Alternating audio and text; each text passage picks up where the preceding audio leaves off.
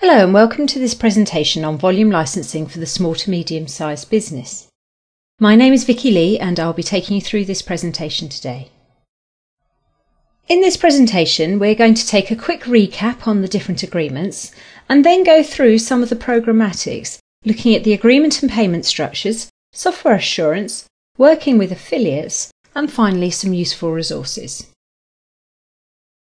So let's just have a reminder of the different volume licensing agreements that are available. And we know that there's a number of agreements available and there are sort of four distinguishing factors between the agreements. First of all is the size of organisation agreement is aimed at. Is it a small to medium sized business or a medium to large organisation? Today we are really focusing on the small to medium sized business agreements, so that would be the blue ones that you can see on this slide. So once we've thought about size of organisation, there's then licence type. Do you want a perpetual or a non-perpetual licence? So are you buying the rights to use the software forever or effectively, kind of renting that software for a period of time? You have the standardisation versus non-standardisation agreements. So the all PCs agreements, open value company-wide and open value subscription, you are committing to licence all of your qualified devices with certain pieces of software. Whereas in something like open or open value non-company wide, you've got the flexibility of picking and choosing what licenses you want. And then finally, you've got software assurance. So software assurance is included with all your license purchases through an open value agreement, but is an optional purchase in an open agreement. So we've taken a moment for a quick recap on the different volume licensing agreements out there. So let's go into a bit more detail now, and we're going to start off looking at the agreement structures.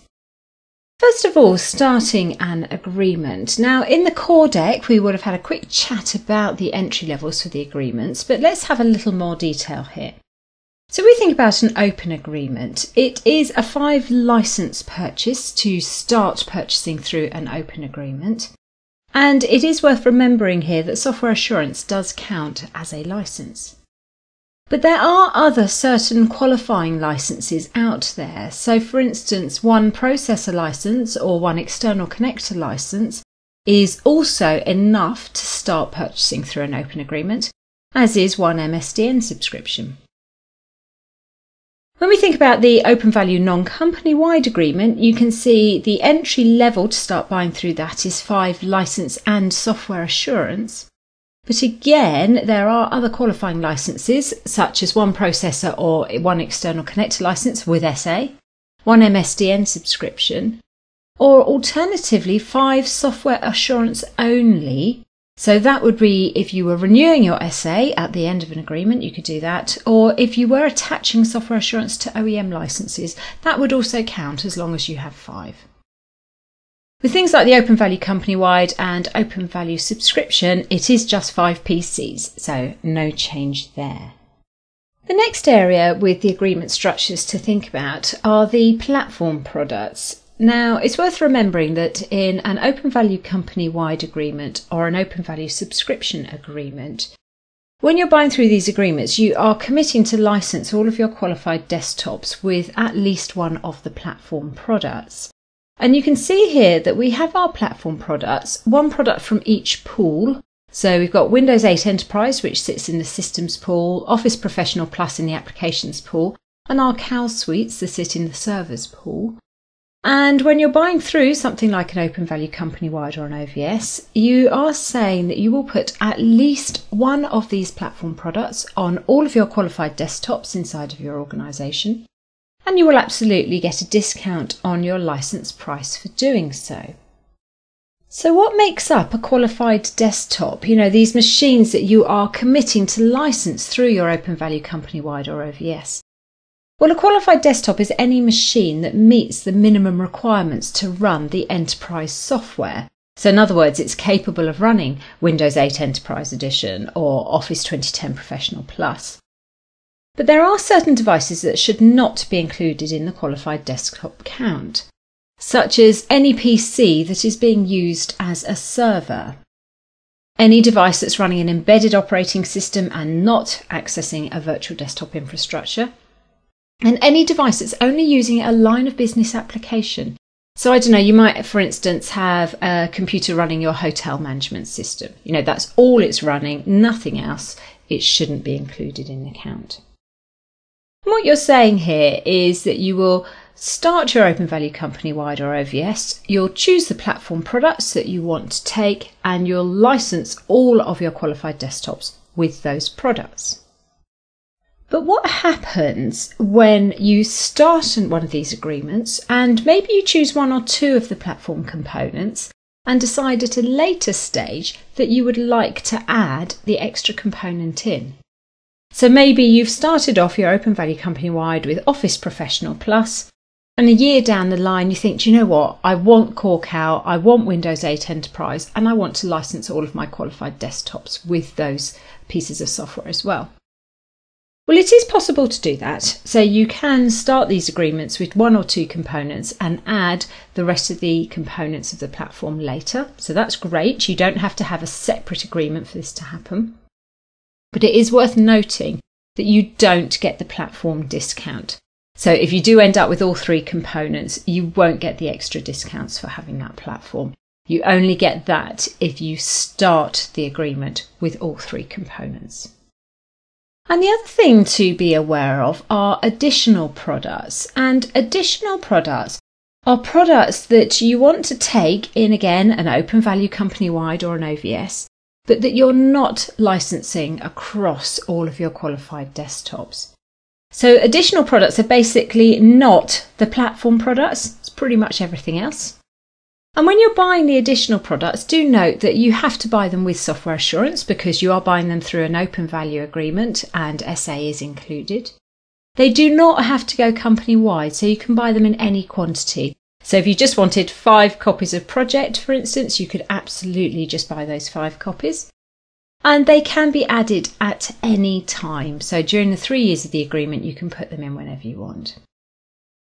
And we're showing you here a picture of the product list, which is one of my favouriteest licensing documents, because this is a document that does tell you which products are available as additional products through an Open Value Company-wide or an Open Value subscription. So worth a download if you want to check out the availability of products. The other thing just to bear in mind with the agreements are the language use rights that you get, and really looking at this kind of all language capability, so the fact that you are licensed to use that software in multiple languages. Now the rights do vary a little bit through program and pool. So if we look first of all at the applications pool, if you're buying through Open Value, the all language capability is a software assurance benefit, so you just automatically get that. Whereas if you're buying through Open, if you buy SA with your licenses through Open, you get all language capability. But if not, you can purchase the multi-language pack, which is a separate purchase. Whereas if it's the servers pool, so all your servers and cows, you'll find that the all language capability is just included with the license in Open and Open Value, so that's not tied to SA. Whereas the systems pool, which is Windows 8, in your Open Value and Open agreements, again, that is included in software assurance, so you would need to buy the SA to make sure you had that all language capability. Let's move on now then to look at the payment structures with the different agreements. So let's take a look now at the payment options and price levels for our Open and Open Value agreements. So if we look at Open first, we know it's upfront payment. So you're always going to pay for your license in full at point of purchase. There is no spread payments, even if you have put software assurance on those licenses. And the price level is guaranteed for the duration of the agreement. So again, hopefully you know the price level is set at the start of the 2 years of the Open agreement, and it is held for the full 2 years.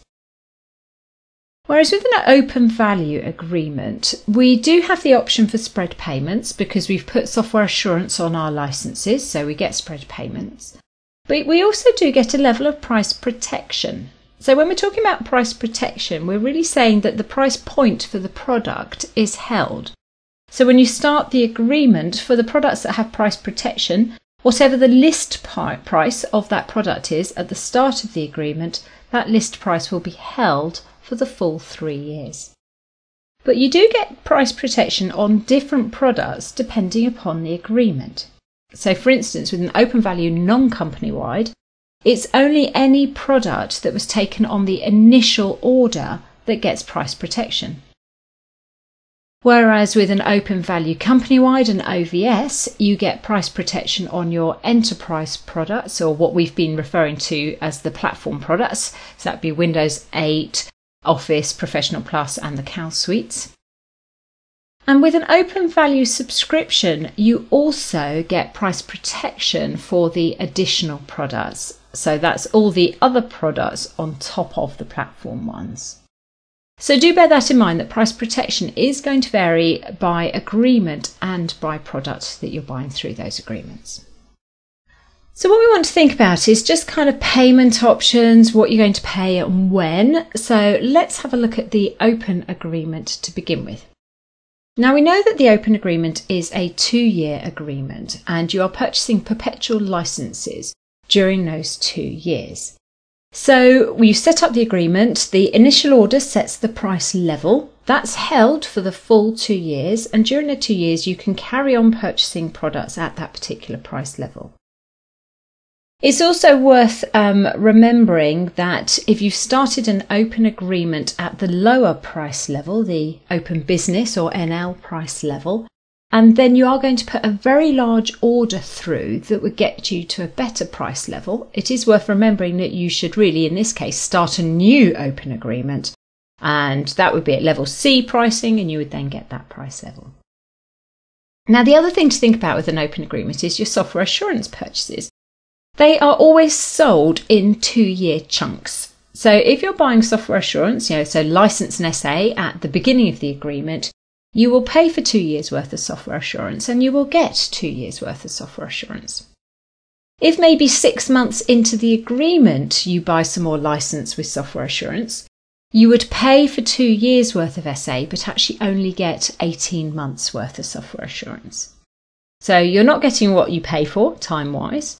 So again, you can imagine that what a lot of people would do is if they are buying software assurance with their licenses, they will start again a new open agreement to make sure that they get the full 2 years worth of software assurance that you're paying for. Now, when the software assurance expires at the end of the 2-year agreement, you can then renew your SA, and you do have a little window of opportunity. You have a 90-day window of opportunity in which to renew your software assurance.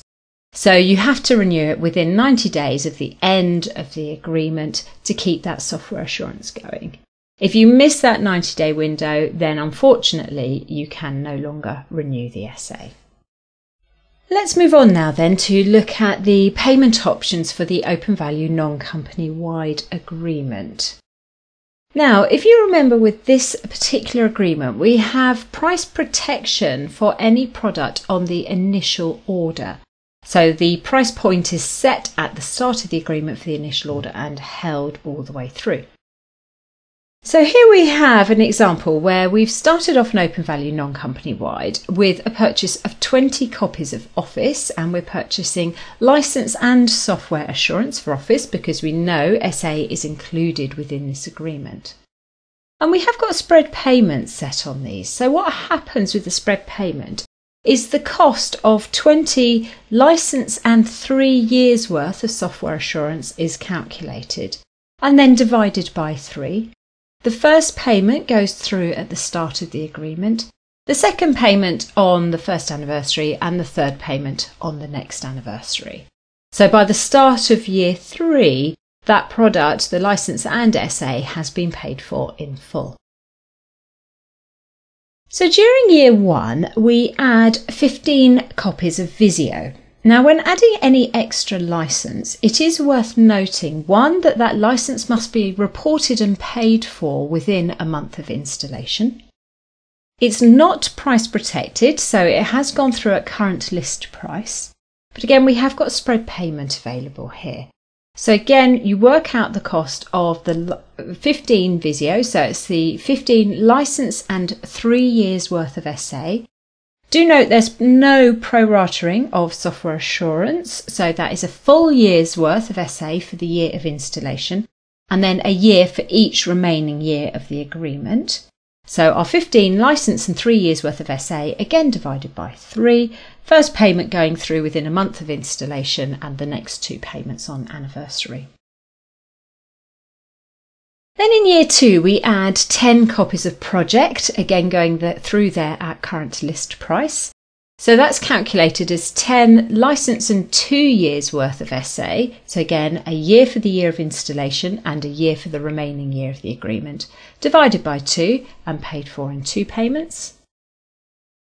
And then finally, in the last year, we add 5 copies of access.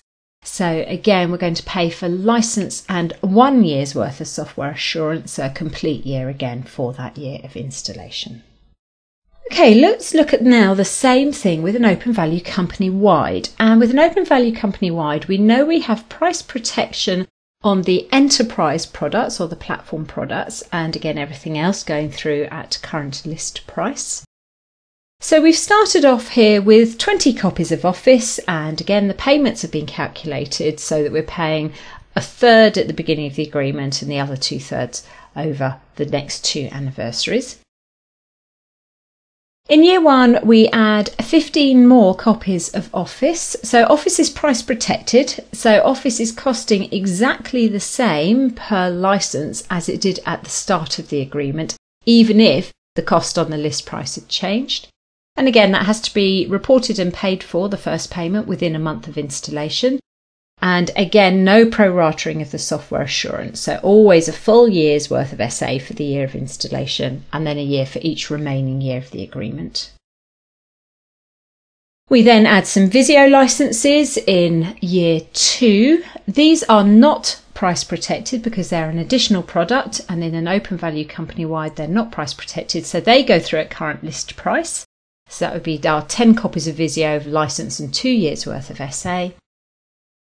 And then again, in the last year, we add 5 copies of access. So again, we make payment of 5, license and 1 year's worth of software assurance. And then finally on this little bit, thinking about the payment options for open value subscription. So we know with open value subscription, we have payment protection for everything. So the platform products and the additional products. So we start off with 20 copies of Office. So we work out, as I say, the cost of 20 license and 3 years worth of SA divided by 3 and make that first payment. But do you remember with the open value subscription, the nice thing with this one is it copes with the fluctuating desktop counts. So you report your qualified desktop count at the start of each year, and really you are paying for a year's worth of that. So we started off with 20, we pay for our 20 copies of Office, the desktop count fluctuates, we don't care. On anniversary, we then have 25 qualified desktops, so we pay for 25 copies of Office. And next anniversary, we have 22 desktops, so we pay for 22 copies of Office, and they're all price protected. We also take some Visio licenses in the first year. These are additional products, and additional products are price protected. So Visio will be costing whatever it cost at the start of the agreement. So we start off with 10 copies. So we pay for a year's worth of 10 copies of Visio. On anniversary, we have 12 copies of Visio running. So we pay for a year's worth of 12. Next anniversary, we only have 8 copies of Visio in use. So we make payment for a year's worth of 8. We also, in year 1, took 5 copies of access. So we did pay for a year's worth of our 5 copies of access. But one thing to note is it is possible to reduce the additional product count down to 0. So at the end of year 1, we decide we no longer need those 5 access licenses. So we've obviously uninstalled them and we report 0 usage at the start of year 2. And there will then be no ongoing charge for those access licenses. Okay, so another thing to think about is what happens at the end of our open value subscription agreement. So we know this is an agreement where we have non-perpetual licenses, so we are effectively renting the rights to use the software.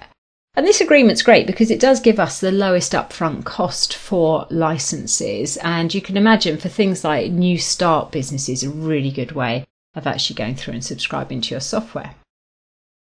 Now, what happens at the end of an OVS? Well, you have three options as to what you do. One, if you want to carry on subscribing to that software, is to renew the agreement, and you'll renew for another 3 years and obviously keep that going.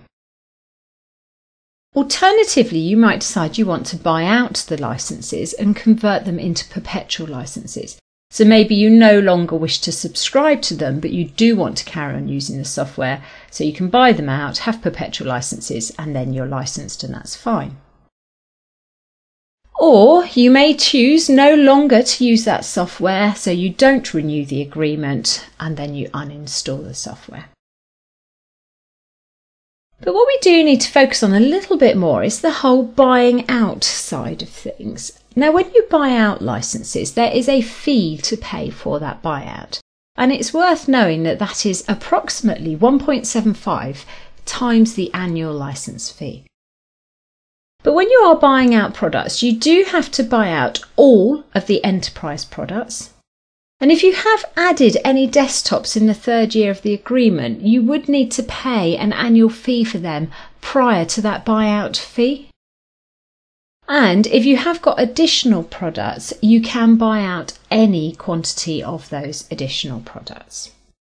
Another aspect to think about with this structure of the agreements as well is the renewal of the agreement. Now, with your open value agreements, when you come to the end of the agreement, you can renew that agreement for another 3 years. And if you renew it, it does, as it says here, generate a new agreement number. And because you've got a new agreement number, you also have got new terms and conditions, so they will be updated to the current T's and C's. And you can keep renewing as often as you want. It is, however, possible to extend an agreement. And if you extend an agreement, what you're basically doing is saying, do you know what, I'm happy with the current terms and conditions in this agreement, I'm happy with the current agreement number, I want to keep all of that, I just want the key agreement to carry on for another 3 years. So you can extend and you don't have to redo any of the paperwork. The agreement will keep going for another 3 years and you can carry on buying your licenses through that.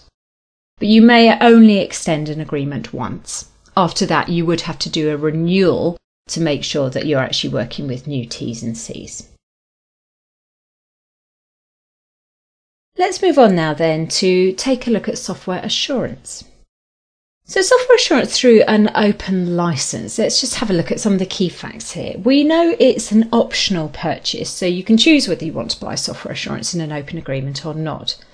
And it is paid for in full at time of purchase, so there's no spread payments. It's linked to the term of the agreement, regardless of when it's purchased during the term. So as I mentioned before, you purchase 6 months into an open agreement, you are still paying for a full 2 years worth of software assurance, where you'll only actually get 18 months worth because it finishes when the agreement finishes. And often that means, as I have mentioned, organisations will often start a new open agreement with a major license and software assurance purchase so that they can get the full benefit of that SA and purchasing. You can't add SA to licenses purchased without software assurance through an open agreement. So, if you're going to buy SA, you've got to buy SA at point of time of buying the license. And again, we know it is renewable in 2-year blocks, and you have got this little 90-day window of opportunity in which to get that renewal done. If we think about software assurance in an open value agreement, then we know it's a fixed part of those agreements. So in other words, when you're buying your license, you have to buy software assurance with the license. And when you've bought license and software assurance through an open value agreement, if it's one of the perpetual agreements, when it comes to the end of the agreement, you can renew just the software assurance component and keep that going. Because if it's a perpetual license, obviously you already have those license rights. Another thing to bear in mind that you might want to do is when you're purchasing certain software via OEM licensing or certain FPP software, you may well then want software assurance on those licenses. So for instance, you've got your OEM copy of Windows 8 and you think, you know, I'd love to have SA on that so I can install the Enterprise Edition of Windows 8.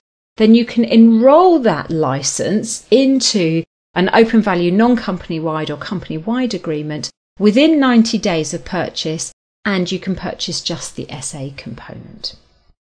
Now this slide shows a list of the current software assurance benefits, and it is worth noting that the benefits that you receive do vary by agreement. Now it's really the open and open value agreements that we're focusing on here. And can you see that through open value you get a much more comprehensive list of SA benefits than you do through open? So one thing just to highlight here, if you're buying licenses through open with software assurance, you know, if you're putting SA on all of your licenses, it would be much better to buy those licenses through an open value agreement as opposed to open. So it could be the open value non-company wide you go for instance, because you'll be getting much more for your money, you know, way more SA benefits and some really good ones sneaking in there like the planning services, training vouchers, spread payments. Actually, they're all quite good, it has to be said, but you'll get more value for money buying through open value than you would open with SA. Okay, let's move on now then to look at the agreements and their affiliates and how this works. So when we talk about an affiliate, what do we actually mean? Well, what we're really getting at here is where we have an originating customer who has set up an open or open value agreement, and they have organisations that they own that they would like to buy under their agreement. Now you can only do that if you are an affiliate and you meet the definition of an affiliate. So we can see here that an affiliate is an organisation that is owned by the originating customer, owns the originating customer, or is under common ownership. And ownership is defined as more than 50% ownership. So you must have legal control of that affiliate. And organisations and their affiliates with these agreements must be in a single geographic territory. These are not global agreements. So when we think about, let's say, an open agreement and transferring licenses, if you want to transfer licenses, this is really moving ownership of a license to another organisation. You can only do this to an affiliate, so obviously a company that you already have ownership of, or if it's an unaffiliated third party, you can only do this in connection with a divestiture, merger or consolidation. If you are transferring licenses, all licenses purchased under an individual authorization number must be included, and there is a transfer form that you would have to complete within 30 days. Whereas with an open value company-wide or open value subscription, when we look at the affiliates here, they must be entire legal entities, so it can't be part of an entity, it can't be a department or something like that, it has to be a whole organisation. And because these are company-wide agreements where you're committing to license all of your qualified desktops with the platform software, an affiliate must be entirely in or entirely out. So in other words, you're licensing all of the qualified desktops of an affiliate with your platform products, or you're not including them at all. And if they are participating, you might be interested to know they are called enrolled affiliates. Now, if you're looking at transferring licenses with an open value or open value subscription agreement, you can only transfer a license to another organisation once the third and final payment has been made. So if it's a perpetual license, once the third and final payment's been made because you own the license at that point. Or if it's a non-perpetual license through an OVS, once the license has been bought out. So in other words, again, you own it at that stage. So you can only transfer licenses you own. Again, they can only be transferred to affiliates, or again, if it's an unaffiliated third party in connection with a merger, consolidation and divestiture. And again, you must fill in the transfer form indicating the reason why this transfer is taking place. So if we just come back to look at our volume licensing agreements, and we know with our agreements aimed at the small to medium sized business that they're really targeted at that 5 to 250 PC range. And that if you've got more than 250 PCs, this slide would suggest that, if you want to standardise, that you should be moving out to enterprise agreements. And that absolutely can be the case, but it isn't the only option. Because the open value company-wide and open value subscription agreements do have a second price level. And they have a price level for organisations that fit in the 250 to 750 seat range. So they work in exactly the same way, but they are just targeting a size of organisation that could then have either an open value company-wide or open value subscription agreement, or they could go out to an enterprise agreement. Because the price level you'll get on the open value 250 is the same as an enterprise agreement level A pricing. So you pay the same price for the product, but you're having a slightly different agreement. Now I think here you've got to then think, right, should I go out to EA or should I stick with open value? And there are a couple of factors to think about. Enterprise agreements are perfect for global organisations where their affiliates are in more than one territory, so they could be sitting anywhere in the world. If you need concessions to terms and conditions, again, an enterprise agreement would be the choice to go for. And if you're consolidating several agreements and you have unexpired software assurance coverage that needs to be factored in, again, an EA would give you the flexibility for that. However, if you are an organisation that is sitting in a single territory, the Open Value 250 might well be a nicer agreement to go for. It's a simpler agreement, it's standardised, there's no concessions to terms and conditions, so if you like to just have a standard agreement, again, OV is very good. And if as an organisation you are working with an existing value-added reseller, so you've got a relationship with a reseller and you want to stay with them, because they can sell these OV250 agreements, again, you would potentially want to go for those. So I think it's really appreciating here that if you're falling in the 250 to 750 seat range and you want to standardise on certain platform software, there is a choice of agreement now to go for. Let's move into our final section now, which is our useful resources section. First thing to talk about is the Volume Licensing Service Centre, and this is a website that you can go to manage all of the information about your agreement. So VLSC shows you details about the license purchases. You can manage software assurance benefits, so see what SA benefits you have, what you've used. Some benefits need activating, and this can be done on VLSC. You can download all of your software from here, so rather than having media delivered to you, go for the digital by choice option and you can access all of your software from VLSC and the associated volume license keys to work with that software. And as an organisation, it is possible to give partners access to your VLSC sites if you want them to help with the management of your licenses and software assurance. Then fulfillment. Well, I've already kind of mentioned this already, but different ways of getting at your software. Easiest is to go for digital by choice. That just means that all of your software is sitting up on VLSC and you can download it as you need it. And it is also possible on VLSC to order media. So if you want to buy the media, you can do so, and you can order current and downgrade media as well. So if you need an earlier version of the software, you would be able to get that. Though it has to be said that only N-1 is guaranteed on the downgrade media, so current and previous versions. You won't be going millions of miles back. Organisations who have an open value agreement can request physical media and they can get one copy of their media shipped free with their initial order if they so desire. Then just a couple of useful licensing documents. So these are my favourite two licensing documents. The first one being the product list, which is a document that does detail all of the software that is currently available through volume licensing, the agreements you can buy it through, the points values associated with them for things like open agreements, and some useful licensing factlets. So this is released on a monthly basis, and you can see you can download it from microsoftvolumelicensing.com.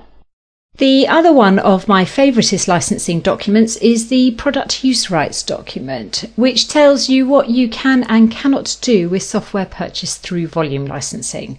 So if you do need to know your usage rights, this is the document to download. Again, you'll find that on microsoftvolumelicensing.com, and as you can see here, it is updated on a quarterly basis.